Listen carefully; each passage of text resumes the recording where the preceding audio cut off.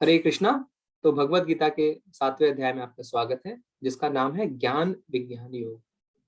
तो जैसा हमने पहले बताया था कि 7वें अध्याय से अब भक्ति योग शुरू हो गई है। 7वें से लेकर 12वें अध्याय तक हम भक्ति योग के बारे में पढ़ेंगे। तो पहले 6 अध्याय हमने क्या पढ़ा? कर्म योग प्रधान, यानी जो प्राइमरीली कर्म योग के बारे में बात करता है। और फिर 13वें से 18वें अध्याय में हम क्या देखते हैं? ज्ञान योग। तो जैसा मैंने पहले बताया था ना कि एक सैंडविच जब होता है तो उसमें क्रीम कहाँ होता है? बीच में, है ना। तो जो भगवत गीता का क्रीम है वो है 7वें अध्याय से लेकर 12वें अध्याय तक। ये जो 6 अध्याय हैं, यानी भगवत गीता को हम 6 अध्याय के 3 हिस्से में बांट सकते हैं, पहले 6, बाद के 6 और आखिरी के 6। तो देखिए, जिस तरीके से आप यात्रा करते हैं, आपको कोई कीमती जैसे ज्वेलरी, कोई गहने लेके जाने हैं, तो आप क्या करते हैं? कपड़ों के बीच में लपेट के लेके जाते हैं ना। तो उसी तरह जो भक्ति योग है, जो बीच के 6 चैप्टर हैं, वो भगवत गीता के गहने बोल सकते हैं, ज्वेल्स बोल सकते हैं, जिनको सुरक्षित किया गया है पहले 6 अध्याय कर्मयोग के और बाद के 6 अध्याय ज्ञान योग से। जैसे कि कोई बड़ा प्राइम मिनिस्टर जाता है तो गाड़ी जो एस्कॉर्ट करते हैं ना, उसको आगे रहते हैं, पीछे रहता है, प्राइम मिनिस्टर बीच में रहता है। उसी तरीके से भक्ति के जो 6 अध्याय हैं वो बीचों बीच रहते हैं। ठीक है। तो पिछले अध्याय में जो हमने खत्म किया, तो भगवान श्री कृष्ण ने अपना मत दे दिया, अपना डिसीजन दे दिया था। क्या? कि समस्त योगियों में जो मेरी प्रेममयी भक्ति करता है वो सर्वश्रेष्ठ है। तो उन्होंने अपना डिसीजन सुना दिया कि कर्म योगी, ज्ञान योगी, ध्यान योगी, भक्ति योगी, इसमें से जो प्रेममयी मेरी भक्ति करता है वो मुझे प्रिय है, ही इज द बेस्ट। ठीक है, भगवान ने खुद कहा था। तो हम भगवान से कैसे अपना प्रेम बढ़ा सकते हैं? अब ये जो जो 6 अध्याय अब यहाँ से शुरू होंगे वो बड़े ही सुंदर हैं। किस तरीके से हम भगवान से जुड़ सकते हैं, किस तरीके से हम भगवान से अपनी आसक्ति बढ़ा सकते हैं। देखिए, अभी तक हमने क्या बोला? आसक्ति ना करें, आसक्ति ना करें, अटैचमेंट ना करें। बट अटैचमेंट अगर भगवान के साथ है तो उम्दा है, तो बड़ी अच्छी चीज है। तो भगवान बताएंगे कैसे हम भगवान के साथ अपने आसक्ति को बढ़ा सकते हैं। ठीक है। अब देखिए, जैसे आपने देखा दुर्योधन है, धृतराष्ट्र है, उनकी आसक्ति किस चीज में थी? राज्य में, है ना। हमें राज्य मिल जाए। पर जो भक्त होता है उसकी आसक्ति होती है भगवान के साथ। ठीक है। और जो 7 से 12 अध्याय है ना, आप देखेंगे बड़े ही आनंद देने वाले हैं और बड़े ही इंपॉर्टेंट भी हैं। और एक और बात हम बताएं, क्योंकि हम इस कोर्स को कम से कम 2 साल से चला रहे हैं लगभग, तो जो 7वें अध्याय तक जितने लोग रहते हैं वो आखिरी तक रहते हैं। जिनको छटना होता है वो पहले 6 अध्याय में छट जाते हैं। तो आप कहीं ना कहीं आपके अंदर जरूर वो चीज है जो उससे आप भगवान की तरफ आकर्षित होते हैं। और ये भगवान की कृपा है कि आप भगवत गीता के 7वें अध्याय तक पहुंच गए हैं। क्योंकि भगवान बताते हैं ना, आगे अध्याय में बताएंगे कि जो मेरे को नहीं समझ सकता, जो मुझसे ईर्ष्या करता है, जो नास्तिक होता है, वो बहुत टाइम लगाता है। ठीक है ना, वो एक्सेप्ट ही नहीं करता भगवान को। पर जो 7वें अध्याय तक टिकता है, हमने इस कौन में देखा है कि वो कहीं ना कहीं भक्ति मार्ग पर धीरे धीरे जरूर आगे बढ़ता है। ठीक है। तो आप लोगों को बधाइयां कि आप 7वें अध्याय तक टिके। तो हम आते हैं पहले श्लोक में। श्री भगवान वाचा। तो इस श्लोक को पढ़ने से पहले आप देखिए, इसमें भगवान ने सबसे पहला श्लोक बोला है। क्या अर्जुन ने कोई प्रश्न पूछा तब बोला? नहीं ना, सबसे पहले भगवान ने खुद ही कह दिया। तो इसका मतलब हम क्या समझ सकते हैं कि जब भगवान किसी अध्याय का खुद शुरुआत करते हैं बिना किसी प्रश्न का जवाब देने के लिए, तो यानी वो बहुत ही महत्वपूर्ण है हमारे लिए। ठीक है। क्योंकि बिना किसी सवाल के भगवान कुछ बताना चाहते हैं तो जरूर वो बहुत महत्वपूर्ण है, इसीलिए बताना चाहते हैं, है ना। तो क्या बोलते हैं भगवान, देखते हैं। श्री भगवान उवाचा मय्या शक्त मना पार्थ योगम युञ्जमदाशया असंशयम सग्रम समग्रम माम यथा ज्ञास्यसि तशृणु। हे पिता पुत्र, अब सुनो कि तुम किस तरीके से मेरी भावना से पूर्ण होकर और मन को मुझसे आसक्त करके योग अभ्यास करते हुए मुझे पूर्णता संशय रहित जान सकते हो। देखिए कितने अच्छे अच्छे शब्दों का इस्तेमाल है। भगवान क्या कहते हैं? अब सुनो। अपने कहते हैं ना, come now listen to me, अब बैठो तुम, आओ अब सुनो कि किस तरीके से भावना से पूर्ण होकर और मन को मुझ में आसक्त करके, मतलब मन को पूरी तरह मुझ में अटैच करके योग अभ्यास के द्वारा, योग अभ्यास यानी योग का अभ्यास, कर्म योग, भक्ति योग, ज्ञान, इसका अभ्यास प्रैक्टिस करके मुझे पूर्णतया संशय रहित, विदाउट डाउट। देखिए बहुत जरूरी है जानना, जब हमारे मन में डाउट रह जाता है, हम कन्विंस नहीं होते 100%, तो हम हिचकिचाते हैं। पर भगवान कहते हैं अब मैं तुम्हें बताऊंगा। देखिए भगवान थोड़ा सस्पेंस पैदा कर रहे हैं। अब मैं बताऊंगा कि किस तरीके से without doubt you can know me, है ना, बिना किसी संशय के तुम मुझको जान सकते हो, ठीक है। और हम ऐसा कब कर सकते हैं? केवल भक्ति के द्वारा हम भगवान को पूरी तरह जान सकते हैं। अगर हम सरेंडर ही नहीं करेंगे तो हम जानेंगे कैसे, है ना। ठीक है, तो क्या कहते हैं, अब सुनो अर्जुन, ठीक है। तात्पर्य में श्रील प्रभुपाद क्या बताते हैं? भगवत गीता के इस 7वें अध्याय में कृष्ण भावनामृत की प्रकृति का विशद वर्णन है। कृष्ण समस्त ऐश्वर्यों से पूर्ण है और वे इन्हें किस प्रकार प्रकट करते हैं इसका वर्णन इसमें है। तो हमने भगवान की षड ऐश्वर्य देखे थे ना, 6 ऑपुलेंसेस पहले अध्याय में। इसमें इसका वर्णन भगवान कैसे करते हैं। इसके अतिरिक्त इस अध्याय में इसका भी वर्णन है कि 4 प्रकार के भाग्यशाली व्यक्ति कृष्ण के प्रति आसक्त होते हैं और 4 प्रकार के भाग्यहीन व्यक्ति कृष्ण के शरण में नहीं जाते। तो हम इस चैप्टर में और एक चीज देखेंगे कि भगवान ने 4 ऐसे टाइप के लोग बताए हैं जो इनको भाग्यशाली बताया है, जो भगवान के पास जाते हैं, ठीक है। और साथ ही साथ भगवान ने 4 ऐसे लोगों के बारे में बताया है जिनको भाग्यहीन कहा गया है, जो भगवान के पास नहीं जाते, ठीक है। अब देखिए, जो भक्ति वाली बात होती है ना, उसमें कहते हैं कि हम भक्ति करें कैसे। तो इसमें हमारे शास्त्रों में नवदा भक्ति कहते हैं, 9 नवदा भक्ति। क्या? श्रवणम सबसे पहला यानी सुनना, कीर्तनम यानी मुंह से कीर्तन करना, स्मरणम यानी याद रखना, श्रवणम कीर्तनम स्मरणम, ठीक है। फिर पाद्य सेवनम, अर्चनम, वंदनम, दास्यम, शाख्यम, आत्मनिवेदनम, ठीक है। इसको कहते हैं नवदा भक्ति, जिसके बारे में हम थोड़ा सा और आगे देखेंगे, ठीक है। चलिए आगे बढ़ते हैं। अब दूसरे श्लोक में भगवान क्या कहते हैं? अब मैं तुमसे पूर्ण रूप से व्यवहारिक तथा दिव्य ज्ञान कहूंगा। पूर्ण रूप से व्यवहारिक यानी प्रैक्टिकल। तो भगवान कहते हैं मैं तुमको ऐसा कुछ नहीं बताऊंगा जो प्रैक्टिकल नहीं है। व्यवहारिक तथा दिव्य ज्ञान, भगवान की तो हर ज्ञान दिव्य ही होता है। इसे जान लेने पर तुम्हें जानने के लिए और कुछ भी शेष नहीं रहेगा।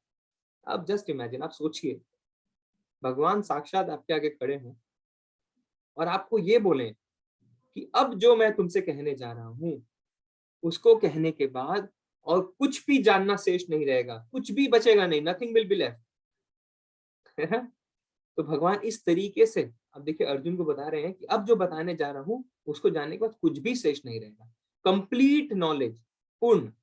अब देखिए, इसको अगर हम अपने भौतिक जीवों से कंपेयर करें, कोई आपको कह सकता है कि कोई भी ऐसा आदमी है, कोई भी ऐसा पुरुष या महिला जो आपको कह सकता है मैं आपको कंप्लीट नॉलेज दूंगा, पूर्ण ज्ञान? कोई नहीं बोल सकता, क्योंकि हम कोई पूर्ण है ही नहीं। हमारे अंदर 4 दोष हैं, हमें पता है।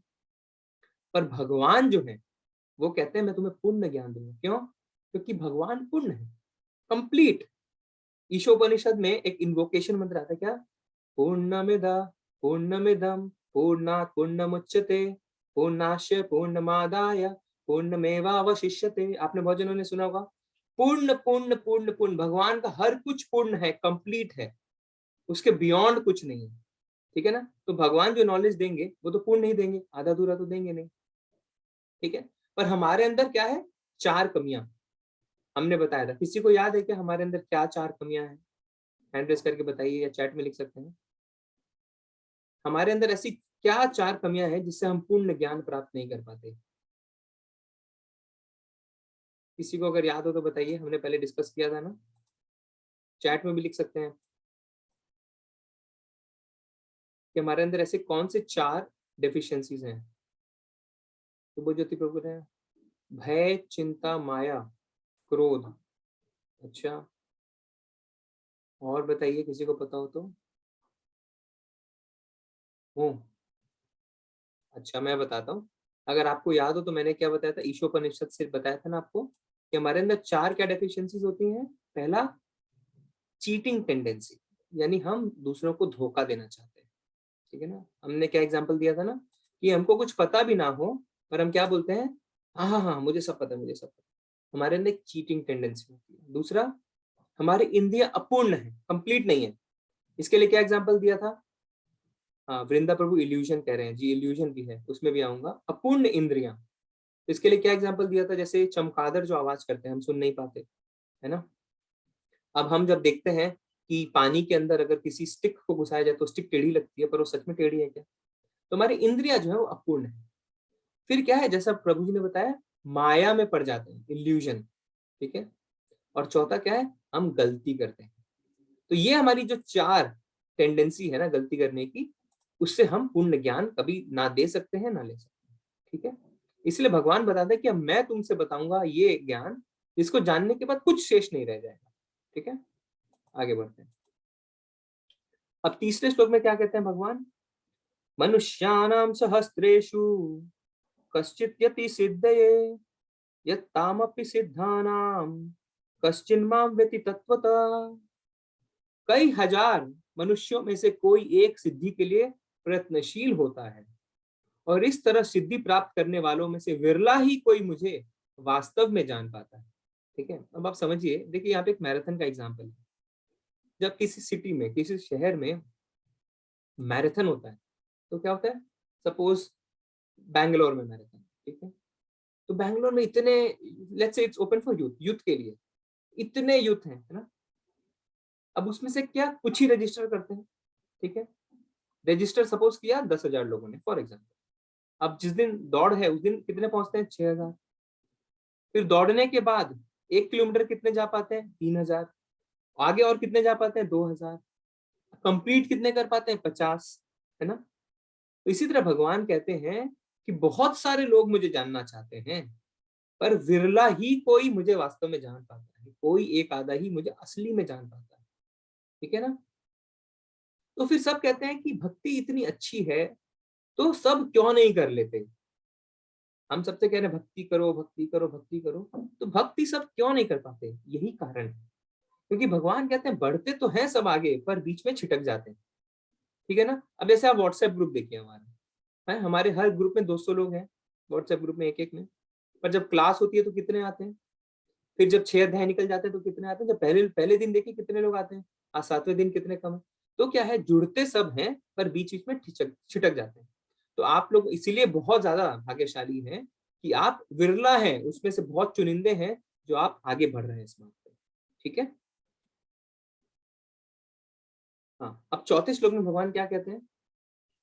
भूमिरापनो वायु खम मनो बुद्धिरेव च अहंकार इत्ययं में भिन्न प्रकृति दृष्टधा।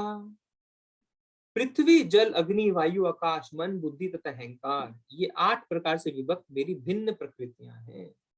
अब देखिए भगवान की 2 तरीके की शक्ति होती है। ठीक है, एक को हम कहते हैं पराशक्ति, एक को कहते हैं अपराशक्ति।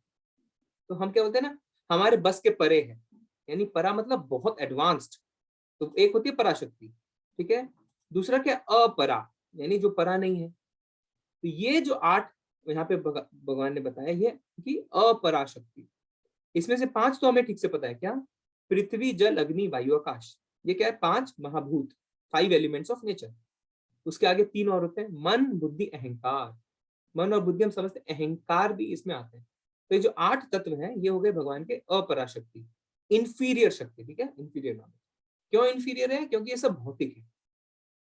अब अगले श्लोक में देखते हैं भगवान की पराशक्ति। परा मतलब एडवांस्ड, सुपीरियर नॉलेज। क्या बताते हैं भगवान? हे महाबाहु अर्जुन, इनके अतिरिक्त मतलब जो अभी भगवान ने 8 बताए ना, 8 उसके अतिरिक्त मेरी एक अन्य पराशक्ति है जो उन जीवों से युक्त है जो इस भौतिक अपरा प्रकृति के साधनों का विदोहन कर रहे हैं। तो भगवान की जो पराशक्ति, एडवांस जिसको हम बोलते हैं सुपीरियर नॉलेज, वो क्या है? चेतन, यानी हम जीवात्मा, हम भगवान के एडवांस शक्ति है। जीव, जीव इज पराशक्ति, सुपीरियर एनर्जी। ठीक है। पर जब हम अपरा के टच में आते हैं, ठीक है, तो यानी अगर हम, जब हमारा जन्म होता है, हम प्रकृति के टच में आते हैं, तो हम क्या होते हैं? हम भी अपनी शक्तियों को भूल जाते हैं, हम भौतिक चीजों की तरफ आसक्त हो जाते हैं। ठीक है। पराशक्ति से ही जगत गतिशील होता है। देखिए अगर आप नहीं हो, जीवात्मा नहीं हो, तो क्या ये जितने पिछले हमने एलिमेंट्स देखे, जल वायु आकाश अग्नि, इन सब से क्या कुछ हो सकता है? जब ऐसे कैसे पड़े रहेंगे? तो जगत जो प्रगतिशील होता है, मतलब मूवमेंट में जो आता है, ये जो ब्रह्मांड है ये मूवमेंट में कब आता है? जब इसके अंदर जीवात्मा आती है ना। तो हम हैं, जानवर है, पेड़, जो भी है जीवात्मा, जब वो जीव आत्मा आती है तब ये जगत प्रगतिशील होता है, आगे बढ़ता है। ठीक है। और जीव सदा भगवान द्वारा नियंत्रित होता है, इतना हमें याद रखना है। हमारा स्वतंत्र अस्तित्व कुछ नहीं है, हमने पहले भी बताया, जीव आत्मा भगवान के द्वारा नियंत्रित है। ठीक है। तो हमने 2 शक्ति पढ़ी भगवान की, परा और अपरा। अपरा मतलब इंफीरियर एनर्जी, परा मतलब सुपीरियर एनर्जी। ठीक है, आगे देखते हैं। छठे श्लोक में भगवान क्या कहते हैं कि सारे प्राणियों का उद्गम इन दोनों शक्तियों में है। तो जितने भी प्राणी हैं उनका उद्गम इन दोनों शक्ति में, परा और अपरा। इस जगत में जो कुछ भी भौतिक तथा आध्यात्मिक है उसकी उत्पत्ति तथा प्रलय मुझे ही जानो। देखिए इतना क्लियर स्टेटमेंट भगवान ने दे दिया है, नो कंफ्यूजन, कि जो भी भौतिक और आध्यात्मिक, यानी जो भी मटेरियल और स्पिरिचुअल जो भी है, उसका उत्पत्ति तथा प्रलय मुझे ही जानो। वो भगवान से उत्पत्ति होता है और भगवान ही उसका प्रलय करते हैं। तो ऐसा नहीं कि एक बड़ा सारा मतलब कि क्लैश हुआ और हमारी ब्रह्मांड पैदा हो गया, है ना, बिग बैंग थ्योरी, ऐसा नहीं होता। भगवान कहते हैं कि जो भी भौतिक मटेरियल है और जो भी आध्यात्मिक स्पिरिचुअल है वो मेरे से उत्पत्ति है और प्रलय भी मैं ही करता हूँ। ठीक है ना। तो देखिए देखिए जड़ जिसको हम बोलते हैं भौतिक, क्या चेयर, टेबल, पत्थर, माउंटेन, ये सब जड़ है। ये सब क्या हो गए, अपरा। और जो चेतन हम जीव आत्मा हो गए वो हो गए हम परा। अब देखिए एग्जाम्पल हम देखते हैं, एक मोती माला। ठीक है, जैसे एक माला जिसमें धागा है उसमें मोतियां पिरोए रहते हैं ना, करेक्ट। अब क्या है, भगवान कहते हैं कि जिस तरीके से उस धागे ने उन मोतियों को धारण किया हुआ है उसी तरीके से मैंने इस जगत पर इसके प्राणियों को धारण किया। जैसे उस धागे के बिना मोतियों का कोई अस्तित्व नहीं है, वैसे भगवान के बिना हमारा कोई अस्तित्व नहीं है। और अगर धागा टूट जाता है तो मोती छिन्न भिन्न हो जाते हैं, करेक्ट। ठीक है। हम्म। हे धनंजय, मुझसे श्रेष्ठ कोई सत्य नहीं है। जिस प्रकार मोती धागे से गुथे रहते हैं उसी प्रकार सब कुछ मुझ पर आश्रित रहता है। देखिए कितना सुंदर एग्जाम्पल है कि मोती धागे पे आश्रित रहते हैं, डिपेंडेंट रहते हैं, उसी तरह हम भी भगवान पे डिपेंडेंट है। ठीक है, आगे देखते हैं। हाँ, आठवें श्लोक में भगवान क्या कहते हैं। अब देखिए आठवें श्लोक में भगवान बताएंगे हमें कि किस तरीके से हम भगवान की अनुभूति कर सकते हैं। हम बार बार कहते हैं भगवान हर जगह है, भगवान हर जगह है, पर हम कैसे जाने, भगवान की अनुभूति कैसे करें। कुछ लोगों ने पूछा भी था ना कि हम भगवान की अनुभूति कैसे करें, तो इसमें भगवान ने आंसर दिया है।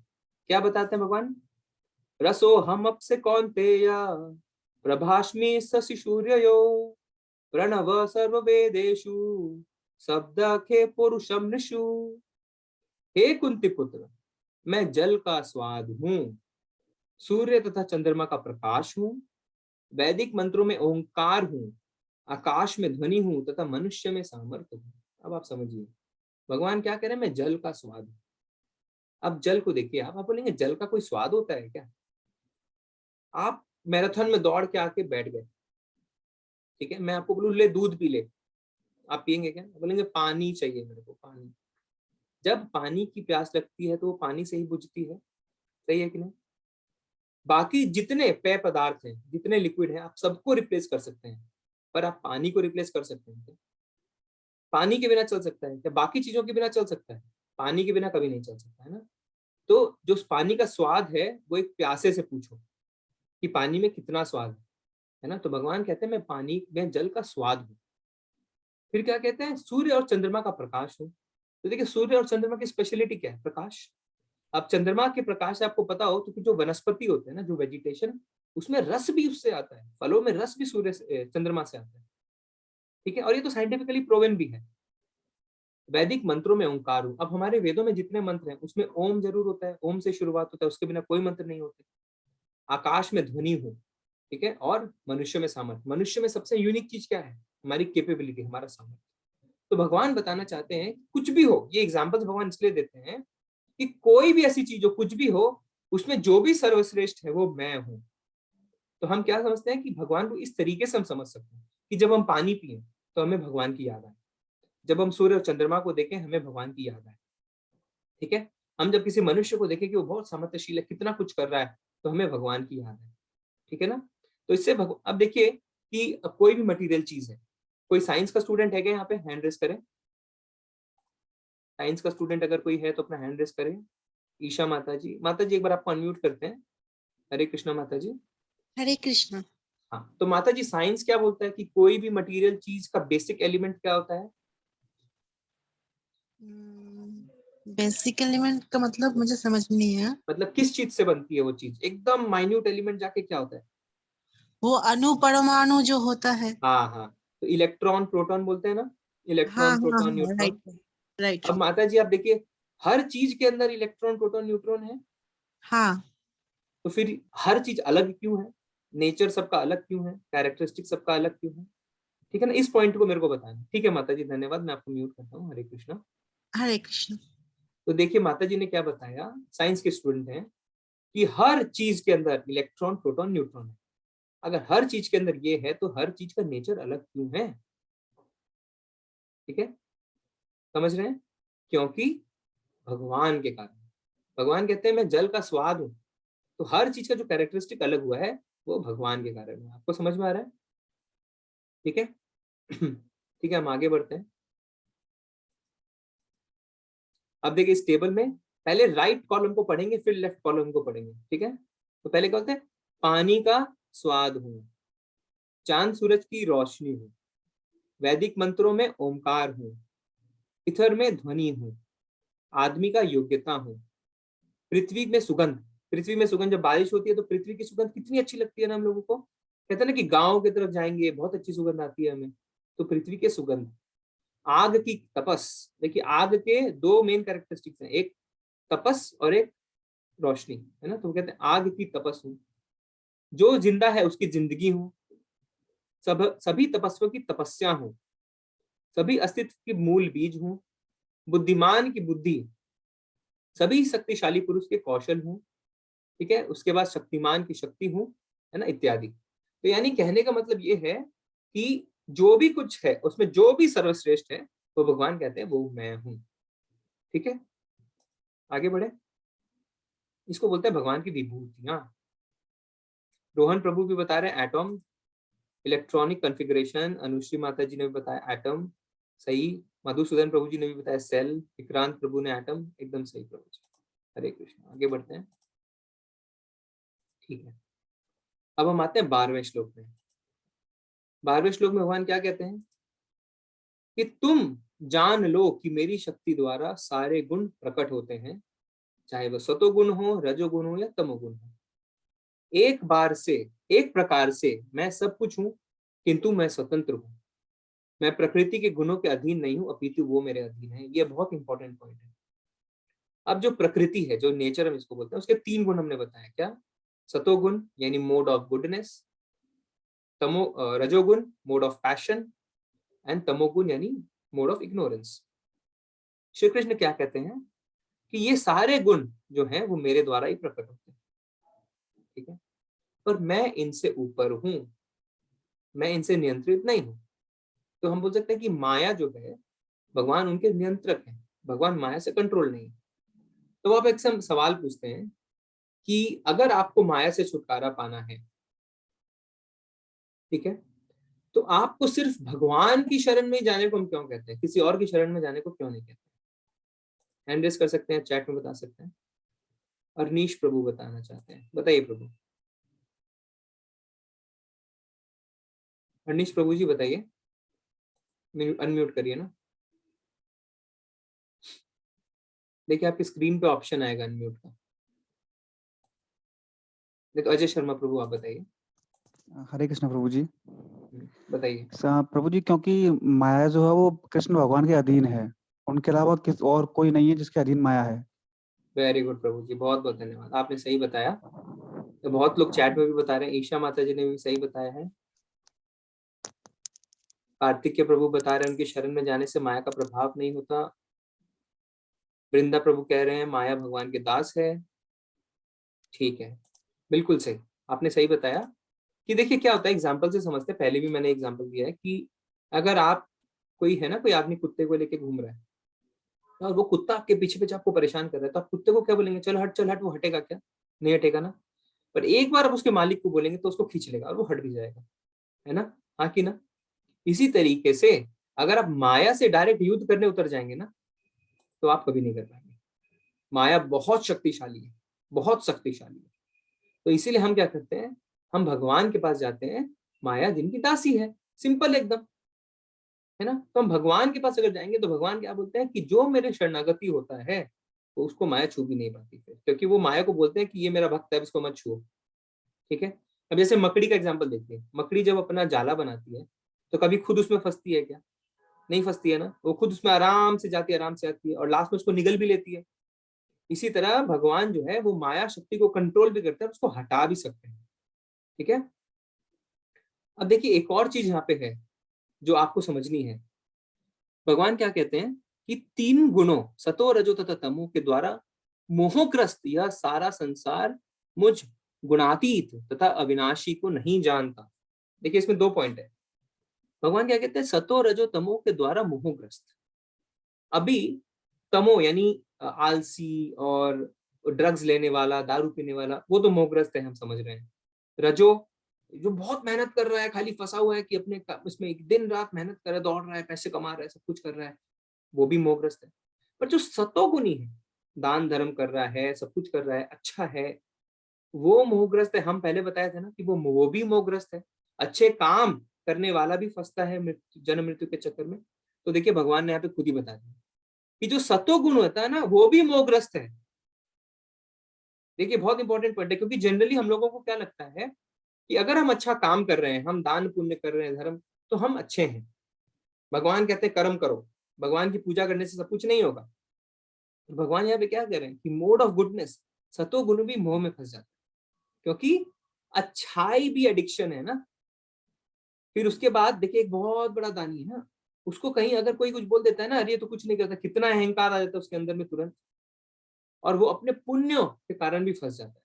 तो इसको भी मोहग्रस्त कहा है भगवान ने कि तीनों गुणों के द्वारा मोहग्रस्त ये सारा संसार मुझ गुणातीत तथा अविनाशी को नहीं जानता। भगवान कहते हैं मुझे कोई जानता ही नहीं है, है? भगवान क्या है, कोई जानता ही नहीं है।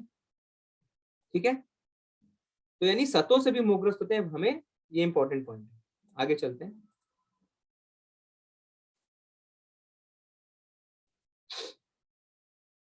ठीक है, अब हम आते हैं 14th श्लोक में। 14th श्लोक में भगवान क्या कहते हैं, दैवीयेष गुणमयी मम माया दुरत्यया मामेव ये प्रदत्यन्ते माया में ताम तरन्ति ते। प्रकृति के 3 गुणों वाली इस मेरी दैवी शक्ति का पार कर पाना कठिन है, किंतु जो मेरे शरणागत हो जाता है वह सरलता से इसे पार कर लेता है। एकदम सिंपल फॉर्मूला भगवान ने बताया है कि अगर आप सोचेंगे कि आप प्रकृति के 3 गुणों से खुद की बुद्धि से, खुद के स्ट्रेंथ से, खुद के श्रम से निकल पाएंगे, तो यह कठिन है, इम्पॉसिबल है। पर आप मेरे शरणागत हो जाइए, सरेंडर टू मी, आप मेरी सेवा करिए, भक्तिमय सेवा, तो वो सरलता से पार, खाली पार नहीं, सरलता से पार, बिल्कुल आसानी से पार हो जाता है। ठीक है ना। तो क्योंकि हम भगवान को समझ नहीं पाते हैं, इसलिए हम ऐसा कर नहीं पाते। ठीक है। भगवान तीनों गुणों से परे, उनको कोई गुण छू भी नहीं पाता, और हम माया से डायरेक्ट कभी नहीं लड़ सकते। ठीक है। अच्छा, इसमें देखिए एक और अच्छा एक प्रभु जी ने एग्जाम्पल बताया जो मैं आपके साथ शेयर करना चाहूंगा कि जैसे आपको एक कमरे में बंद कर दिया है, ठीक है, और उसके बाहर 3 बड़े बड़े ताले लटका दिए, चाबी नहीं है आपके पास। क्या हम कभी भी, कितना ही हम कोशिश कर ले, हम उस कमरे से कभी बाहर आ पाएंगे? कितना ही जद्दोजहद कर ले, कभी नहीं आ पाएंगे ना। हम ताले कभी तोड़ पाएंगे क्या? नहीं ना। बट अगर हम मालिक को बुला के बोलते हैं कि चाबी दे दो और खोल दो, तुरंत हम बाहर आ जाएंगे। तो यानी वो 3 ताले हैं, वो है 3 गुण, सतोगुण, तमोगुण, रजोगुण, जिससे हम खुद से झगड़ा नहीं कर सकते।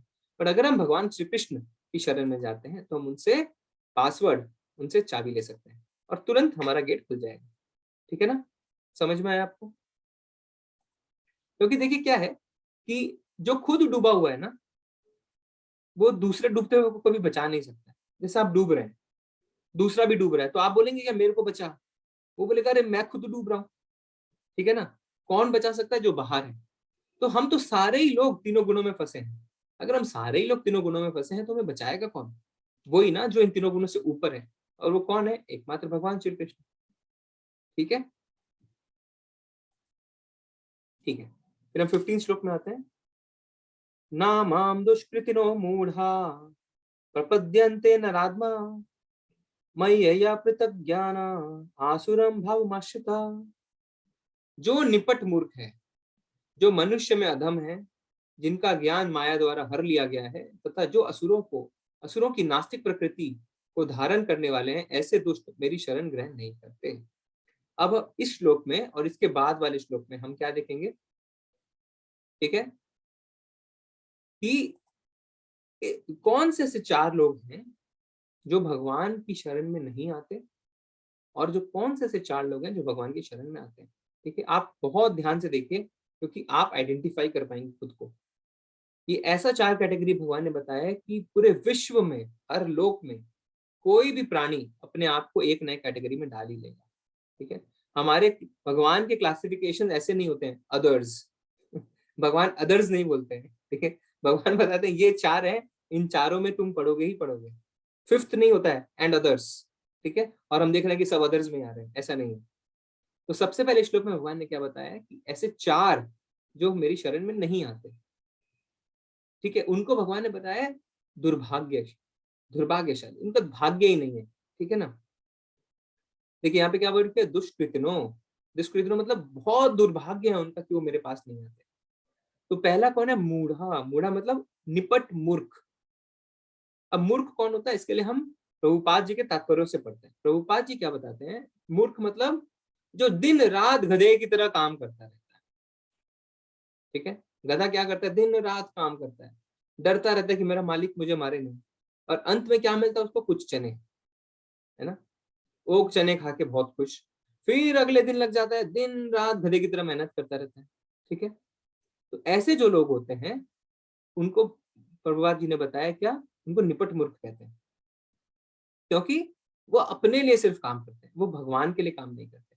देखिए अगर कोई भक्त है, ठीक है, जो भगवान के लिए काम करता है, वो जितनी मेहनत करे उतना अच्छा। अब जैसे कि कोई नया मंदिर बन रहा है, बहुत बड़ा मंदिर बना रहे हैं, ठीक है, जैसे राम मंदिर बन रहा है, अब उसमें अगर कोई भक्त दिन रात मेहनत दे रहा है तो वो मूर्ख नहीं है, क्योंकि वो भगवान के लिए सेवा कर रहा है। पर जो खुद के लिए करता है ये काम, है ना, फिर उसको बैक एक होने लगता है, उसका बीपी होने लगता है, उसके बाल 30 साल की उम्र में सफेद हो जाते हैं, ना जाने क्या क्या क्या क्या होता है। और भगवान के बारे में पूछ लो तो नहीं नहीं मेरे पास टाइम नहीं है, आई डोंट हैव टाइम, है ना। तो जो ऐसे लोग होते हैं ना, उनको बताया गया है निपट मूर्ख। ठीक है। उसका दूसरा क्या है, जो मनुष्यों में अधम है, जिनको बोलते हैं नराधम, मनुष्य में अधम। ये कौन होते हैं, ये थोड़े सामाजिक और राजनीतिक स्तर में ऊपर होते हैं। ठीक है, इनके पास सब सुख सुविधाएं होती हैं, थोड़े स्टैंडर्ड होता है, बट भगवान का नाम कभी नहीं लेते, नराधम। तो जो मूर्ख है वो तो पूरी तरह से फंसा हुआ है, दिन रात मेहनत करता रहता है। ठीक है, पर जो मनुष्य में अधम है, अधम मतलब नराधम, जो थोड़ा ऊपर है, सामाजिक स्तर पे अच्छा है, राजनीतिक स्तर पे अच्छा है, बट भगवान के लिए उसके पास बिल्कुल टाइम नहीं है। ठीक है, ऐसे टाइम है मौज मस्ती के लिए, पर भगवान के लिए टाइम नहीं, उसको बोलते हैं मनुष्य में अधम। तीसरा, जिनका ज्ञान माया द्वारा हर लिया गया है। अब देखिए ये जो है ना, ये बहुत रेस्पेक्टेबल लोग हैं हमारी सोसाइटी के। कौन, वैज्ञानिक, दार्शनिक, कवि, है ना, कितनी इज्जत है। पर इनका जो ज्ञान है ना, उस इनको माया ने भ्रमित कर लिया है। इसलिए क्या करते हैं, वो परमेश्वर की अवज्ञा करते हैं। ठीक है, ये सोचते हैं हम ही हम हैं। ठीक है ना। तो इनको ज्ञान है, पर भगवान का ज्ञान नहीं है। इनको किस चीज का ज्ञान है, हम कैसे भोग करें, अपने भोग का ज्ञान है। ठीक है, और लास्ट क्या बताते हैं भगवान, कि असुरों की नास्तिक प्रकृति को धारण करने वाला, यानी असुर भाव वाला जो नास्तिक है, वो तो भगवान की सत्ता को चैलेंज करता है कि भगवान है ही नहीं। वो अपने आप को भी कभी कभी भगवान कह देता है। ठीक है ना। जो मूर्ख हैं वो मानते हैं भगवान है, पर उनके पास समय नहीं है, क्योंकि वो सुबह से शाम गधे की तरह खट रहे हैं। बट जो नास्तिक प्रकृति के होते हैं वो तो कहते हैं भगवान है ही नहीं, उल्टा अगर मुझे कोई भगवान कहे तो मैं खुश।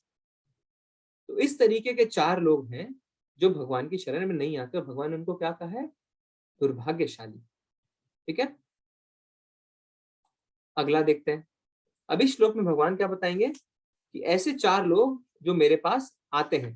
ठीक है, चतुर्विधा भजन्ते माम जनाशु कृतनो अर्जुन, आर्तो जिज्ञासु अर्थार्थी, ज्ञानी च भरतर्षभ। हे भरत श्रेष्ठ, 4 प्रकार के पुण्यात्मा मेरी सेवा करते हैं, आर्त, जिज्ञासु, अर्थार्थी तथा ज्ञानी। अब मैं एक एक का मीनिंग बताऊंगा, अब आप मेरे को चैट में बताना समझने के बाद कि आप किसके अंडर फॉल करते हो, ठीक है। तो सबसे पहले तो क्या कहा है कि चारों, चलो चारों तो है, पर वो कौन है? चारों के चारों पुण्य आत्मा है, वो भाग्यशाली है, पुण्य आत्मा है। तो पहला कौन है? आर्थ। आर्थ किसको बोलते हैं? जो दुखी है, जो भगवान के पास लास्ट में चारों तरफ से धक्का खा के आता है, ठीक है ना। नमन प्रभु जो हमारे टेम्पल के प्रेसिडेंट है ना, वो बताते हैं कि जब पटक पटक के हमारी पिटाई हो चुकी होती है और कोई नहीं बचता, ठीक है ना, सारे रिश्तेदार मुंह मोड़ लेते हैं, सारे पड़ोसी मुंह मोड़ लेते हैं, घर परिवार सब मुंह मोड़ लेते हैं, तो आपको क्या देता है? हे भगवान, अब मैं आपकी शरण में आ गया, मुझे बचाओ, ठीक है। तो उसको बोलते हैं आर्थ, यानी दुखी, वो भगवान के पास जाता है। दूसरा क्या है? जिज्ञासु।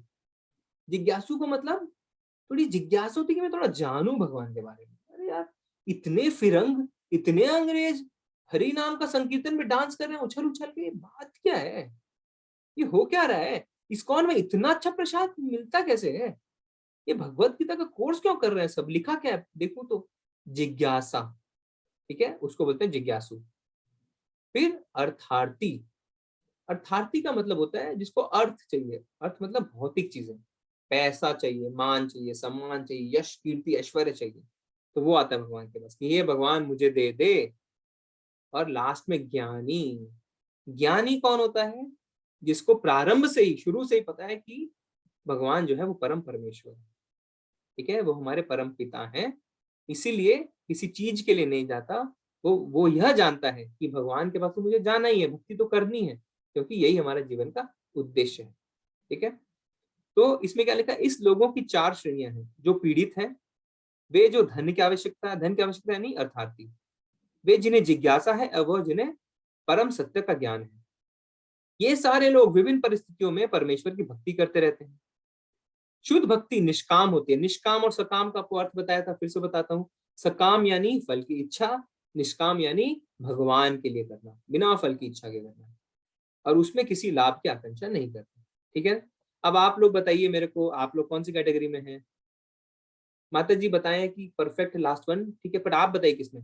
सत्यजीत बेहरा प्रभु जी बोल रहे हैं मैं जिज्ञासु हूँ, ठीक है।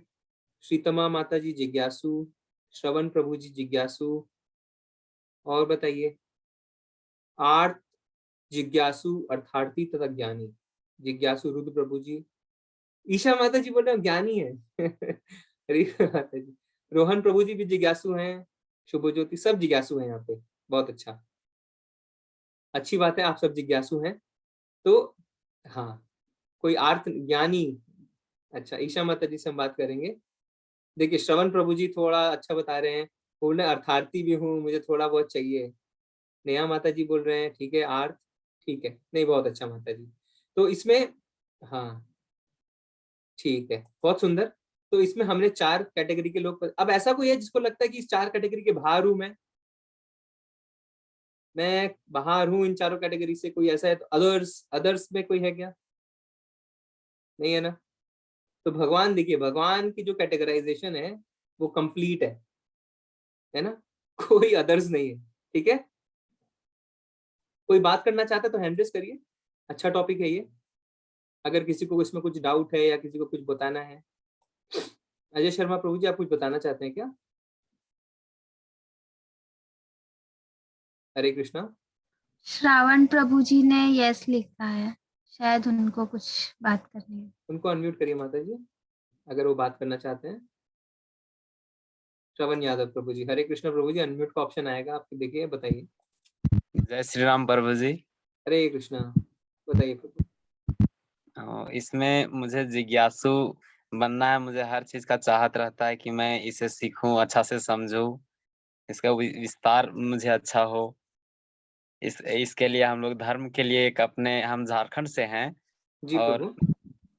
डिस्ट्रिक्ट लातेहार पड़ता है, तो वहाँ अपने डिस्ट्रिक्ट में हिंदू युवा संघ का एक अपने से हम लोग प्रचार प्रसार करने के लिए संगठन बना रहे हैं, ताकि हम लोग का जो हिंदू धर्म है और हम लोग का जो ज्ञान इससे लोगों के पास पहुंचेगा और इससे एक एकता भी बनेगा। इसके लिए हम लोग ये कर रहे हैं। इसके लिए मेरे को जिज्ञासा है और मैं थोड़ा अभ्यर्थी भी हूँ कि मुझे ये बहुत इसके लिए बढ़िया तो कुछ प्रभु। जरूरत। धन्यवाद, धन्यवाद प्रभु जी, मैं बहुत अच्छा। हाँ तो ठीक है, हम अगर सब जिज्ञासु हैं तो बहुत खुशी है। ठीक है, इसमें बहुत कुछ कह रहे हैं सब। अच्छा, ज्ञानी, ज्ञानी का कोई मुझे एग्जाम्पल दे सकता है क्या, अगर आपके दिमाग में कोई एग्जाम्पल आता है ऐसा ज्ञानी जो जिसको पता है कि भगवान कौन है, वो तुरंत उनकी शरण में चला जाता है? बहुत बहुत सिंपल एग्जाम्पल है। कौन है ज्ञानी जो तुरंत भगवान की शरण में चला गया था? बहुत फेमस है वो, मैं बताता हूँ, हनुमान जी, है ना। देखिए हनुमान जी कितने ज्ञानी हैं, अष्ट सिद्धिदम निधि के दाता, अस्वदीन ज्ञान की माता, वो और तुरंत भगवान की सेवा में हमेशा उपस्थित रहते हैं। ठीक है ना, आगे बढ़ते हैं। अब देखिए इन चित्रों से हम शास्त्रों से कुछ एग्जाम्पल आपको बताते हैं, चारों कैटेगरीज के। ठीक है, हाँ ईशा माता जी, ठीक है, कंफ्यूजन है, आपने ज्ञानी नहीं बताया, आप जिज्ञासु हैं, आपको ज्ञान चाहिए। ठीक है माता जी। अच्छा देखिए, पहला क्या है, एक हाथी दिख रहा है ना, ये है गजेंद्र। ठीक है, गजेंद्र क्या है, वो उसका पैर जो है ना एक मगरमच्छ ने पकड़ लिया था, कितने सालों तक पकड़ा है। तो जब उसके प्राण संकट में आ गए ना, तो उसने भगवान को याद किया और भगवान ने उसका उद्धार भी किया, उसको बचाया। तो ये कौन से कैटेगरी में आया? आर्थ, है ना। फिर उससे बगल वाला देखिए द्रौपदी, द्रौपदी का जब चीरहरण हुआ, सब कुछ कोशिश किया, पर जब भगवान को याद किया तो भगवान ने उसको बचा लिया। तो ये इसने भी दुख में भगवान को याद किया। उसके बगल में देखिए आपको जो दिख रहा है ना, वो क्या है कि सुखदेव गोस्वामी पेट में है। ठीक है, सुखदेव गोस्वामी जी हैं और ये व्यास देव जी की पत्नी है। तो जो बच्चा है ना, वो बाहर ही नहीं आना चाहता था, क्योंकि उसको पता था कि बाहर आते ही मैं माया में फंस जाऊंगा। तो तब माता ने कृष्ण जी को याद किया था, तो दुख में याद किया, तो आर्थ। अब एकदम ऊपर जो राइट में देखिए, यहाँ पे क्या है ना, परीक्षित महाराज है जो भी नीचे बैठ के ज्ञान ले रहे हैं, और जो ऊपर है वो सुखदेव सुखदेव गोस्वामी है। तो इनको क्या हुआ था, परीक्षित महाराज को एक श्राप मिला था कि 7 दिन के अंदर आपकी मृत्यु हो जाएगी। तो इन्होंने सब कुछ छोड़ छाड़ के, तो बहुत बड़े सम्राट थे ये, बहुत बड़े सम्राट, सब कुछ छोड़ छाड़ के इन्होंने जिज्ञासा करी, क्या कि मुझे इन 7 दिनों में क्या करना चाहिए।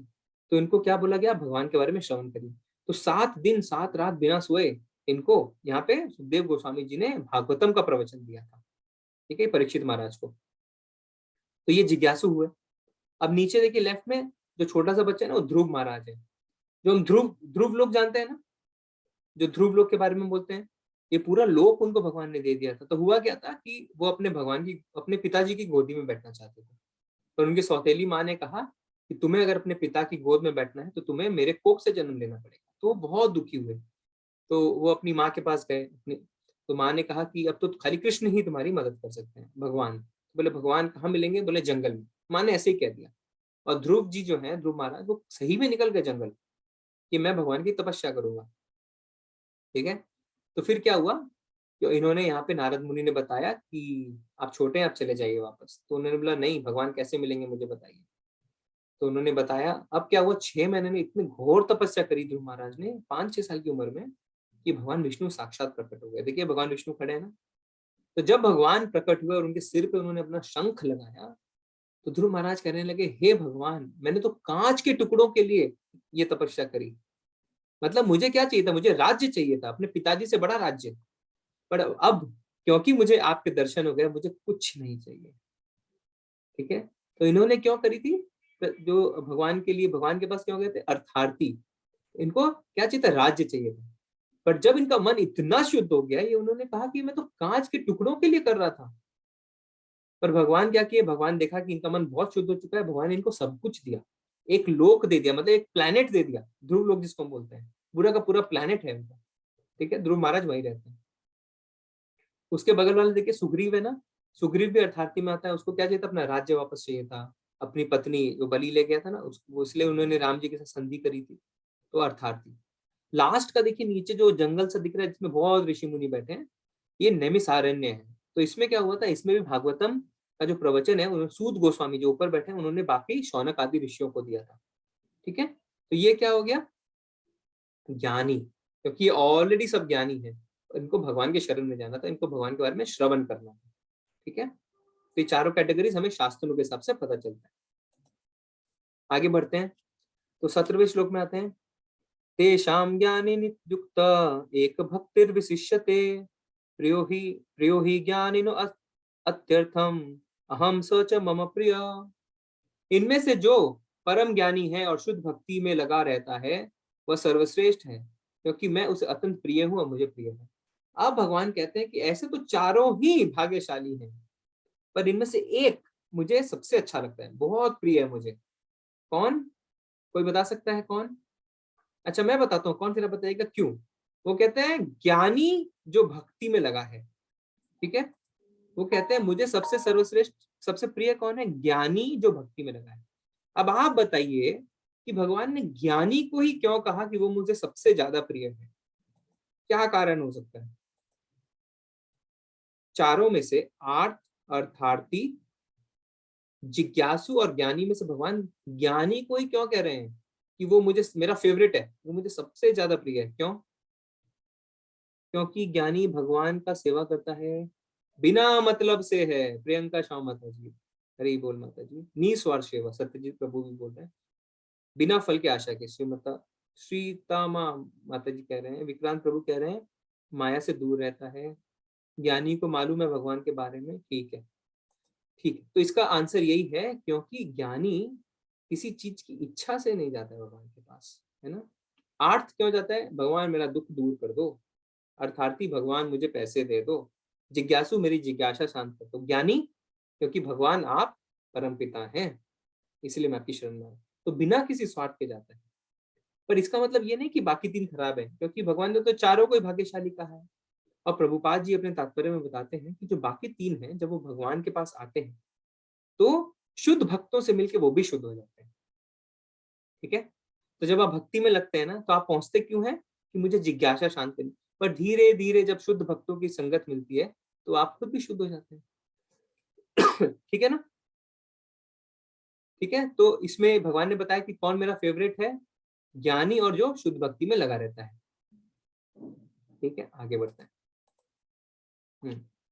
अब 19वें श्लोक में भगवान क्या कहते हैं? बहु नाम जन्म नामन्ते ज्ञानवान माम प्रपद्यते वासुदेवा सर्वमिति स महात्मा सुदुर्लभ। अनेक जन्म जन्मांतर के बाद जिसे सचमुच ज्ञान होता है वह मुझको समस्त कारणों का कारण जानकर मेरी शरण में आता है, ऐसा महात्मा अत्यंत दुर्लभ है। यानी हम क्या समझ रहे हैं कि अनेक जन्मों के बाद जिसे सचमुच ज्ञान होता है, यानी यह प्रोसेस जो है वो काफी टाइम ले सकता है, बट ज्ञान हो जाता है।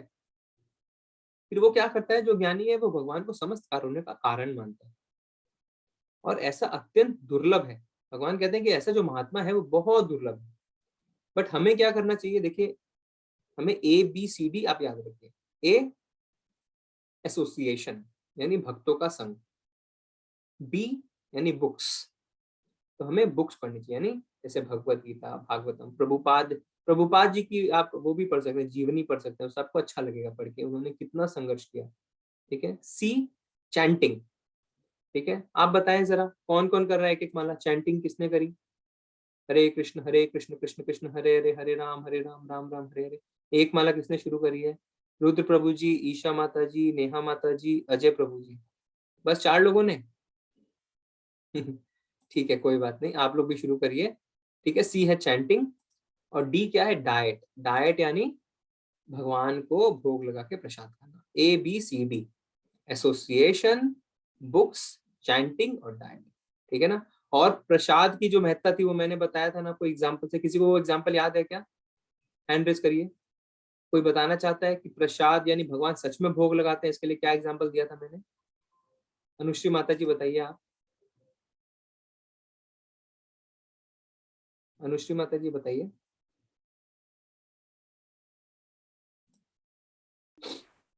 जी हरे कृष्ण प्रभु जी, आपने बताया था कि जो एक भक्त था वो अपने मतलब एक शिष्य था, वो अपने गुरु के पास गया और उसने उससे पूछा कि जब हम भगवान को खाना भोग लगाते हैं तो उसमें भगवान आशीर्वाद कैसे डालते हैं। तो उसके गुरु ने उसको समझाने के लिए एक किताब दी और कहा इसके श्लोक याद करो, और फिर वो उसने पूरी रात उसको याद किया और फिर आके सुनाया भी। तो जब वो अपने गुरु को सुना रहा था तो उसके गुरु कह रहे थे कि तुमने इसे कहाँ याद किया? तो वो कह रहा था नहीं प्रभु, मैं तो आपको सुना रहा हूँ। पर फिर उसके गुरुजी ने कहा कि ये तो इसी किताब में लिखा है। तो इसके बाद उस शिष्य को समझ में आया कि जरूरी नहीं है कि जो भगवान अपना आशीर्वाद डाले तो हमको भौतिक रूप में भी दिखे। जी माता जी, बहुत बढ़िया, हरी बोल माता जी, अच्छा आपको याद है। तो इसमें क्या था कि भगवान सूक्ष्म रूप में भोग लगाते हैं। जैसे हम कुछ याद करते हैं तो थोड़ी ना कोई अक्षर उठ के किताबों से उठकर हमारे दिमाग में चले जाते हैं, अक्षर तो वहीं के वहीं रहते हैं पर हमें याद हो जाता है। तो इसी तरह भगवान जो है वो सूक्ष्म रूप में भोग लगाते हैं। तो कभी भी हमें प्रसाद की महत्ता को कम नहीं समझना चाहिए, ठीक है। इनफैक्ट जो बड़े बड़े आचार्य हैं वो ये कहते हैं कि अगर हमारे घर में ऐसा कोई है जो भगवान की भक्ति में नहीं लग रहा है, उन्हें उसे चुपचाप उसे प्रसाद खिलाओ, उसे बताओ भी मत कि प्रसाद है, बस खिलाओ, और वो बदलता है, ठीक है। तो विश्वास करना चाहिए हमें इस पर, ठीक है। 20वें श्लोक में भगवान क्या कहते हैं, अब यहाँ पे देवी देवताओं के बारे में बताते हैं। जिनकी बुद्धि भौतिक इच्छाओं द्वारा मारी गई है वे देवताओं की शरण में जाते हैं और वे अपने अपने स्वभाव के अनुसार पूजा विशेष विधि विधानों का पालन करते हैं। मैं प्रत्येक जीव के हृदय में परमात्मा स्वरूप स्थित हूँ। जैसे ही कोई किसी देवता की पूजा करने का इच्छा करता है, मैं उसकी श्रद्धा को स्थिर करता हूँ, जिससे वह उसी विशेष देवता की भक्ति करता है। देखिए यहाँ पे भगवान ने क्या कहा कि जिसकी बुद्धि भौतिक इच्छाओं द्वारा मारी गई, भौतिक इच्छाएं, ये चाहिए वो चाहिए, तो हम क्या करते हैं, देवी देवताओं के पास जाते हैं, बहुत पूजा पाठ कर्मकांड करते हैं ना। देखिए यहाँ पे फोटो में आप देखिए, नीचे भूतों की पूजा कर रहा है कोई रात में जाके, सबसे नीचे। फिर उसके ऊपर यक्ष, यक्ष बोलते हैं, यक्षों की पूजा, उसके ऊपर देवी देवताओं की पूजा, ठीक है। पर भगवान क्या कहते हैं, इट्स ओके, नो प्रॉब्लम, क्यों, मैं परमात्मा की तरह स्थित हूँ सबके हृदय में। तो अगर मुझे किसी देवी देवताओं के प्रति श्रद्धा आती है तो भगवान उसको स्ट्रॉन्ग करते हैं कि कोई बात नहीं, तुम उसकी पूजा करो। तो भगवान जबरदस्ती नहीं करते कि मेरे पास आओ मेरी पूजा करो, नहीं। भगवान कहते हैं कि अगर किसी देवता की पूजा करने की इच्छा होती है तो मैं श्रद्धा को स्थिर कर देता हूँ, ठीक है। तो कोई जोर जबरदस्ती नहीं है, ठीक है, ठीक है। आगे देखते हैं भगवान क्या बोलते हैं। ऐसी श्रद्धा से समन्वित वह देवता विशेष की पूजा करने का यत्न करता है और अपनी इच्छा की पूर्ति करता है। हमेशा सिर्फ अपनी इच्छा की पूर्ति के लिए रहता है। हे भोले बाबा ये काम करवा दे, हे हनुमान जी ये काम करवा दे, लड्डू चढ़ा देंगे, हे देवी माता ये काम करवा दे, छोला पूड़ी चढ़वा देंगे, है ना। हम कुछ कुछ कुछ कुछ बोलते रहते हैं ना, जागरण करवा लेंगे तो हम ये करवा देंगे, यानी give and take, give and take, हमेशा गिव एंड टेक। सोच के देखिए कितने शर्म की बात है, हम हर जगह बिजनेस कर रहे हैं, ठीक है। किंतु वास्तविकता तो यह है कि सारे लाभ केवल मेरे द्वारा प्रदत्त हैं। स्वयं भगवान कह रहे हैं कि जो भी आपको मिलता है सैंक्शन मैं करता हूं, ठीक है। कोई भी देवी देवता आपको दे, अल्टीमेट सैंक्शनिंग अथॉरिटी मैं हूं, आई एम द बॉस, ठीक है। अल्प बुद्धि वाले व्यक्ति देवताओं की पूजा करते हैं और उन्हें प्राप्त होने वाले फल सीमित तथा क्षणिक होते हैं। देखिए सब क्यों हम ऐसा बोलते हैं कि जो भी आपको फल मिलता है ना वो क्षणिक है, सीमित है, लिमिटेड पीरियड के लिए है। कोई बताए मेरे को, उसने सिर्फ एक बार देवी देवताओं की पूजा करी और अभी तक खुश है क्या? ऐसा कोई भी है क्या? क्षणिक है, लिमिटेड है, ठीक है। देवताओं की पूजा करने वाले देवलोक को जाते हैं, किंतु मेरे भक्त अनंत मेरे परम धाम को प्राप्त होते हैं। देखिए अगर हम देवताओं की पूजा करते हैं हम उनके लोक में जाएंगे, फिर जब हमारे पुण्य खत्म हो जाएंगे हम वापस धरती पे आ जाएंगे। पर जो भगवान की भक्ति करता है वो भगवान के धाम जाता है और कभी वापस नहीं आता, ठीक है। इसके लिए हमारे शास्त्रों में लिखा है कि भगवान श्री कृष्ण के 64 गुण है, 64। उसके नीचे भगवान विष्णु, भगवान कृष्ण और भगवान विष्णु में थोड़ा फर्क है। हाँ, 3 तरीके के विष्णु होते हैं, महाविष्णु, क्षीरोदक्षाय विष्णु और गर्भोदक्षाय विष्णु, ठीक है। तो विष्णु के 60 गुण होते हैं, 60। फिर आते शिव जी, उनके 55 गुण होते हैं। फिर ब्रह्मा जी, उनके 50 गुण होते हैं। और देवी देवता जिनके 26 गुण होते हैं। तो हम जो जीवात्मा है ना, हम भी अपनी शुद्धि में अगर लगते जाएं तो हम भी 26 गुणों को पा सकते हैं, ठीक है। तो जीवात्मा जो है वो 26 गुणों तक पहुंच सकता है। तो हमने क्या देखा, कृष्ण जी के 64, विष्णु जी के 60, शिव जी के 55, ब्रह्मा जी के 50 और देवी देवताओं के 26 गुणों के हिसाब से ही चीजें ऊपर बढ़ती है, ठीक है। अब एक तो प्रसंग आता है इसमें कि भगवान श्री कृष्ण बैठे होते हैं तो उनका द्वारपाल आके बोलता है कि आपसे ब्रह्मा जी मिलने आए हैं। तो कृष्ण क्या कहते हैं, कौन से ब्रह्मा, कौन से ब्रह्मा? हम क्या सोचते हैं, एक ही ब्रह्मा है, इतने ब्रह्मांड हैं, हर ब्रह्मांड के अलग ब्रह्मा है। कोई 2 सर वाले, कोई 3 सर वाले, कोई 4 सर वाले। ठीक है, आप समझ रहे हैं? तो भगवान बोलते हैं कौन से ब्रह्मा मुझसे मिलने आए हैं। अब देखिए देवी देवताओं की अगर हम बात करें तो गोवर्धन लीला हमें सबको पता है। भगवान श्री कृष्ण ने 7 साल की उम्र में 7 दिनों तक अपने छोटे हाथ की छोटी उंगली पे गोवर्धन पर्वत उठाया था। क्यों हुआ था ऐसा? क्योंकि इंद्र भगवान मूसलाधार बारिश कर रहे थे इंद्रदेव। बाद में क्या हुआ? इंद्रदेव का अहंकार टूटा ना, तो भगवान ही तो ऐसा कर सकते हैं ना। ठीक है, ब्रह्मा जी के साथ एक तो आती है लीला जिसको बोलते हैं ब्रह्म विमोहिनी लीला। ठीक है, वो भी हम बताएंगे। उसमें क्या हुआ था कि ब्रह्मा जी ने बहुत सारे गोपी होते थे ना, बहुत सारे गोप को ले गए थे। तो उसमें भगवान श्री कृष्ण ने अपना बहुत विस्तार किया था। 1 साल तक माताओं को पता ही नहीं चला कि ये हमारा बच्चा ही नहीं है, तो श्री कृष्ण है।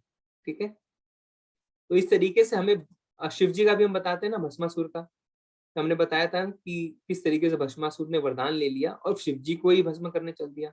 तो किसने बचाया था? भगवान श्री कृष्ण ने। ठीक है, तो अब हिरण्यकश्यप को देखिए। हम जो भौतिक लोग होते हैं ना, वो हम क्या करते हैं, हम खाली भगवानों की पूजा करते हैं भौतिक इच्छाओं के लिए।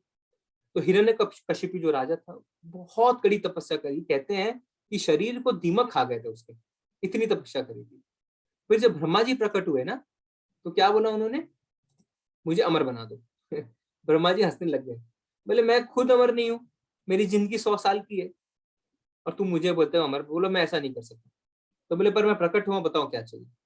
आप हिरण्यकश्यप ने अपना दिमाग लगाया, बोलता है ठीक है, आप मुझे वरदान दीजिए, ना मैं अंदर मरूं ना बाहर, ना सुबह ना शाम, ना अस्त्रों से ना शस्त्रों से, ना इंसान से ना जानवर से। और कितने परम्यूटेशन कॉम्बिनेशन लगा दिए। और अब वो सोचा मैं हो गया अमर। बहुत तबाही मचाई। पर भगवान बाद में क्या हुआ? भगवान ने नरसिंह देव के रूप में अवतार लिया, आधा नर आधा सिंह, ना इंसान ना जानवर। कैसे मारा? न खून से, ना अस्त्र ना शस्त्र, ना ऊपर मरू ना नीचे, अपनी गोदी में रख के मारा। कितना टाइम लगा भगवान को उसको मारने में? खंबे से प्रकट हो गए निकल के। ठीक है ना, तो ये सब अस्थाई है। ठीक है, टेम्पररी है। रावण का देखिए, उसने 10 सिर कटाए तब उसको लंका मिली। पर विभीषण ने क्या किया? एक सर झुकाया और उसको लंका मिल गई। है ना, तो यानी भगवान के आगे सरेंडर होने से, भगवान के आगे आत्मसमर्पण करने से हमें वो सब कुछ मिल जाता है जो हमें देवी देवताओं के पास जाकर नहीं मिलता। ठीक है, हरे कृष्णा। आगे बढ़ते हैं। बुद्धिहीन मनुष्य मुझको ठीक से ना जानने के कारण सोचते हैं कि मैं यानी भगवान कृष्ण पहले निराकार थे और अब मैंने इस स्वरूप को धारण किया है। वे अपने अल्प ज्ञान के कारण मेरी अविनाशी तथा सर्वोच्च प्रकृति को नहीं जान पाते। पहले ही क्लास में किसी प्रभु जी ने बोला था ना कि भगवान तो है नहीं, हमने पढ़ा है कि भगवान एक ज्योति है ना। तो भगवान ने यहाँ पे खुद ही बता दिया है कि मैं जो सोचते हैं कि मैं निराकार था और अब मैंने ईश्वर स्वरूप धारण किया, वो कौन है? बुद्धिहीन। क्योंकि भगवान का तो बहुत सुंदर रूप है, सच्चिदानंद। ठीक है, भगवान की जो ब्रह्म ज्योति है ना, वो भगवान के शरीर से निकलती है और भगवान उसमें जो भक्त है उसी को खाली क्रॉस करने देते, उसी को भेदने देते हैं। जो भक्त नहीं है वो उसके पार देख भी नहीं सकते। ठीक है, इसलिए तो ब्रह्मा जी स्तुति करते हैं ब्रह्म संहिता में, क्या कि अरे आप तो आदि पुरुष हैं, ना आपका जन्म है ना मृत्यु, पर आप नवयुवक की तरह लगते हैं हमेशा। देखिए भगवान का कितना सुंदर रूप है। ठीक है, भगवान कभी बुरे नहीं होते हैं। मैं मूर्खों तथा अल्पज्ञों के लिए कभी भी प्रकट नहीं हुआ, उनके लिए तो मैं अपनी अंतरंगा शक्ति द्वारा आच्छादित रहता हूँ, तथा वह यह नहीं जान पाते कि मैं अजन्मा तथा अविनाशी हूँ। मूर्ख के लिए भगवान खुद को ब्रह्म ज्योति से ढक लेते हैं हमेशा। ठीक है, वो कभी भी प्रकट नहीं होते। हे अर्जुन, श्री भगवान होने के नाते मैं जो कुछ भूतकाल में घटित हो चुका, जो वर्तमान में घटित हो रहा और जो आगे आने वाला है, वो सब कुछ जानता हूँ। मैं समस्त जीवों को भी जानता हूँ, किंतु मुझे कोई नहीं जानता। देखिए हमारे अंदर 2 आत्माएं हैं, परमात्मा यानी भगवान और जीवात्मा यानी हमारी आत्मा। तो जब हमारे अंदर परमात्मा विद्यमान है तो उनको हमारे पास्ट, हमारे प्रेजेंट और हमारे फ्यूचर का सब कुछ पता है। हमें नहीं पता हमारे पास्ट का। किसी माता जी ने बोला था ना, हमें अपनी पास्ट की लाइफ क्यों नहीं याद रहती है? हमें नहीं पता है, पर भगवान को सब पता है। ठीक है, और जो हम करने वाले हैं, जो हम सोच रहे हैं, भगवान को सब, भगवान साक्षी के रूप में बैठे रहते हैं हमारे अंदर। ठीक है, ठीक है, तो 28वें श्लोक में आते हैं। 28वें श्लोक में भगवान क्या कहते हैं? ये शाम त्वंत कतम पापम जनानाम पुण्य कर्मणाम ते द्वंद्व मोहन विमुक्ता भजन्ते माम दृढ़ता। जिन मनुष्य ने पूर्व जन्मों में तथा इस जन्म में पुण्य कर्म किए हैं और जिनके पाप कर्मों का पुण्यता उच्छेदन हो चुका है, वो मोह के द्वंद्वों से मुक्त हो जाते हैं और वे संकल्प पूर्वक मेरी सेवा में तत्पर रहते हैं। ठीक है, तो कौन पूरे लोग समर्पित हो जाते हैं? जिनके पूर्व जन्म तथा इस जन्म के पुण्य कर्म किए हैं और पाप कर्म खत्म हो चुके हैं, जिनके पाप कर्म पूरी तरह नष्ट हो गए हैं। तो हमने क्या था, भगवान की भक्ति से पाप का नाश होता है। हम फ्यूचर में भी पाप नहीं करते और जो हमारे पास्ट पुराने पाप है वो भी खत्म होते हैं भगवान की भक्ति से। ठीक है ना? तो हमें क्या करना चाहिए? भगवान के बारे में सुनना चाहिए, भगवान का कीर्तन करना चाहिए, उनका स्मरण करना चाहिए। ठीक है, जो नवदा भक्ति बताई हमने। फिर वैष्णवों की भक्तों की सेवा करनी चाहिए, पढ़ना चाहिए, ABCD जो है वो फॉलो करना चाहिए, है ना? तो ऐसे अगर हम ऐसा करेंगे तो हमारे सारे पाप खत्म हो जाएंगे। अब भगवान 18वें अध्याय में एकदम स्पष्ट बोलेंगे कि आओ और समर्पण करो, मैं तुम्हारे सारे पापों को नष्ट कर दूंगा। पिछले अध्याय में पढ़ा था ना, भगवान कहते हैं बड़े से बड़ा पापी भी अगर है तो भी तुम इस मार्ग पे आगे बढ़ सकते हो। भगवान सबको अपॉर्चुनिटी देते हैं। ठीक है, अब इसका हम आखिरी अध्याय देखते हैं, आखिरी श्लोक। साधि भूतादि देवम माम साधि यज्ञम च ये विदुर प्रयाण काले अपि च माम ते विद्युत चेतसा।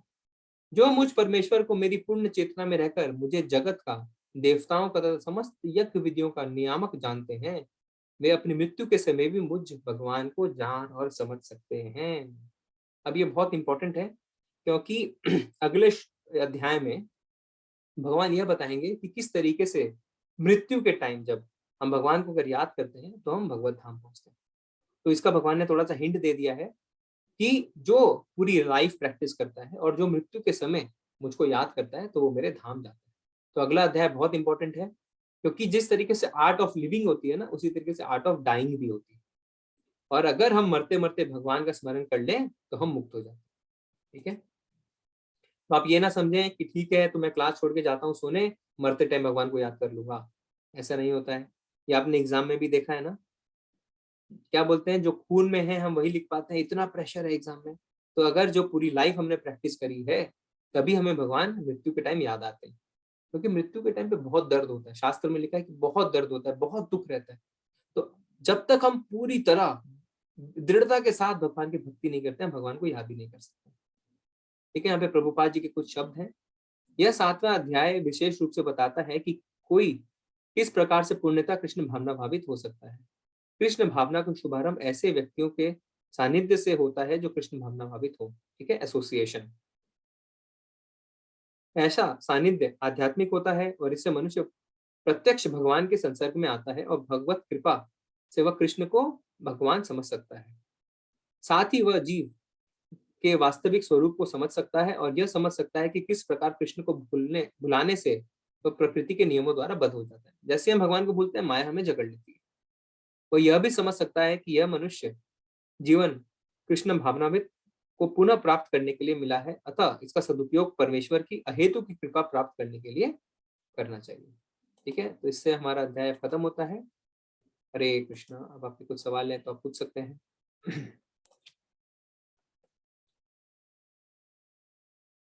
किसी का कोई सवाल है तो हैंड रेज कर सकते हैं।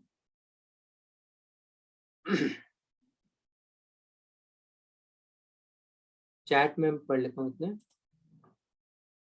सत्रोस तमोगुण और के बारे में प्लीज फिर से बताएं।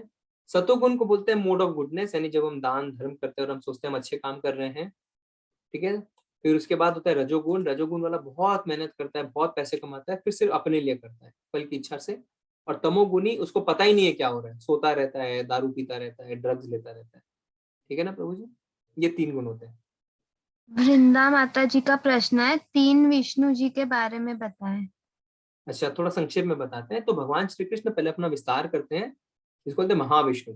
ठीक है, अब जब महाविष्णु सांस लेते हैं और सांस छोड़ते हैं तो बहुत सारे ब्रह्मांड निकलते हैं और घुसते हैं। ठीक है, तो जब वो सांस छोड़ते हैं तब उनके नाक से, उनके शरीर के पोरों से ब्रह्मांड निकलते हैं। ठीक है, फिर उसके बाद क्या होता है, हर ब्रह्मांड में एक शिरोदक्षाई विष्णु आते हैं जो क्षीर सागर में रहते हैं। तो हर ब्रह्मांड के लिए वो रिस्पॉन्सिबल रहते हैं। फिर अब हर ब्रह्मांड के अंदर जो हर जीव है वो परमात्मा रूपी कौन होता है? गर्भोदक विष्णु। ठीक है, जो हमारे अंदर है, तो इसको हम परमात्मा कहते हैं। तो ठीक है ना। तो क्या है कि जैसे भगवान श्री कृष्ण है ना, वो तो अपने धाम में हमेशा लीला कर रहे हैं। ठीक है, मक्खन चुरा रहे हैं, गोपियों के साथ मजे कर रहे हैं, राधा रानी के साथ बांसुरी बजा रहे हैं, वो है गोकुल वृंदावन। अब ये हुआ इनफॉर्मल। अब उन्होंने अपनी फॉर्मल पोजीशन जैसे सीईओ, सीएफओ, सीएक्सओ होता है ना कंपनीज में, वैसे बना दिया है। तो महाविष्णु जो ब्रह्मांड पैदा करते हैं, फिर ब्रह्मांड को कौन संभालते हैं? क्षीरोदक्षाय विष्णु। और फिर हमारे अंदर जो परमात्मा है वो गए गर्भोदक्षाय विष्णु। ठीक है। जी माता जी, और बताए, और किसी का प्रश्न है क्या? अभी तक तो नहीं, बस इतने ही प्रश्न थे आज। किसी और प्रश्न पूछना है क्या? 64 गुणों के बारे में माता जी, 64 गुणों की लिस्ट तो बहुत लंबी हो जाएगी, हम लेवल 2 में देखेंगे उसको। ईशा माता जी, मैं शिव जी का पूजा करती हूँ पर कोई मांग के अलावा। अच्छा माता जी, आप माला भी शुरू करिए और शिव जी बड़े खुश होंगे। शिव जी किसके ध्यान में रहते हैं? राम जी के ध्यान में ना। तो देखिए, मैं इसको एग्जाम्पल की तरह बताता हूँ कि आपके पिताजी हैं और आपके दादाजी हैं।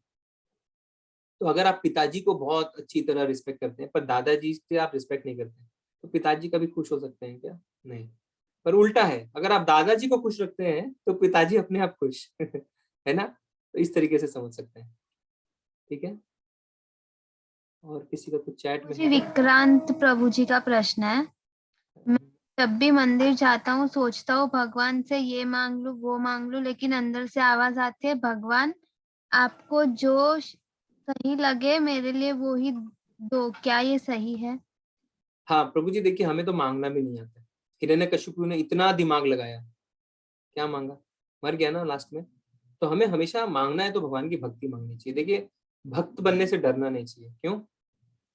क्या कहा था हमने? जो भगवान के भक्त होते हैं, जो उनके पास है उसकी रक्षा करते हैं और जो नहीं है वो प्रदान करते हैं।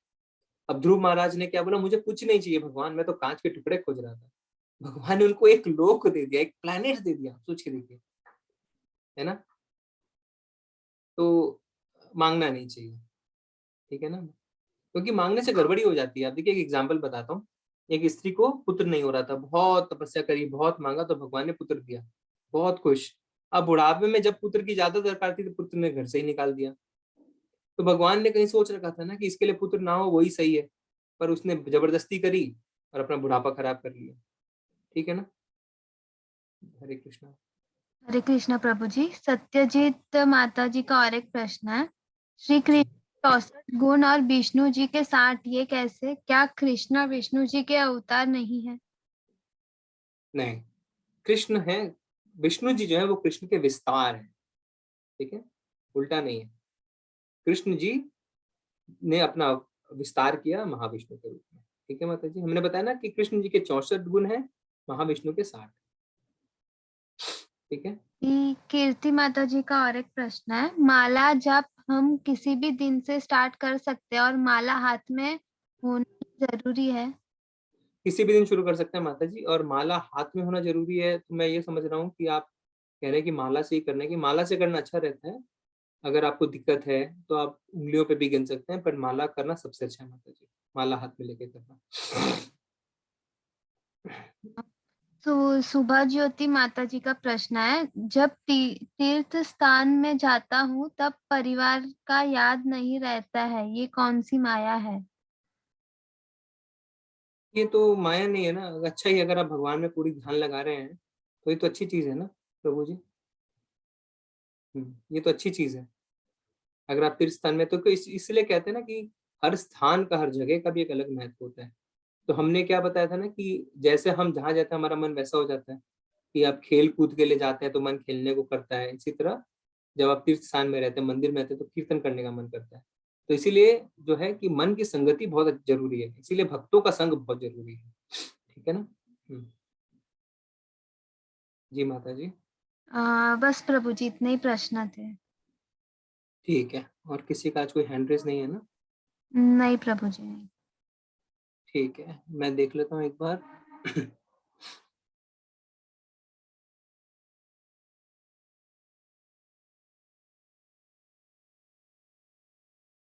ठीक है माता जी, तो फिर क्लास एंड करते हैं। जी जी प्रभु। ठीक है माता जी, फिर हम हरे कृष्ण। हम वैष्णव प्रणाम मंत्र करेंगे। वाञ्छ कल्पतरुभ्यश्च कृपा सिन्धुव एव च पतितनां पावनेभ्यो वैष्णवेभ्यो नमो नमः। अनंत कोटि वैष्णव वृंद की जय। शील प्रभुपाद की जय। हरे कृष्ण। कल हरे मिलते हैं। कृष्ण।